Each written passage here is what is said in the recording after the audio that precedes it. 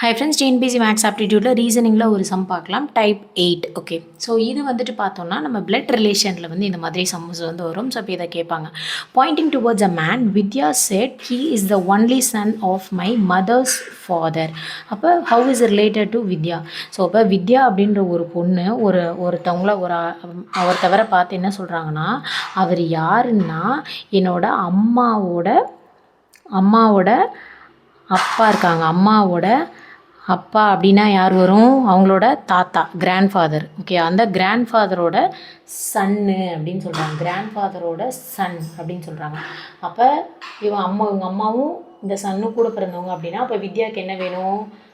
அம்மாவோட தம்பி. அப்போ என்ன வேணும்? மாமா, அங்கிள் அப்படின்ற முறை வேணுமா? ஓகே, அப்போ நல்லா நோட் பண்ணி பாருங்கள்.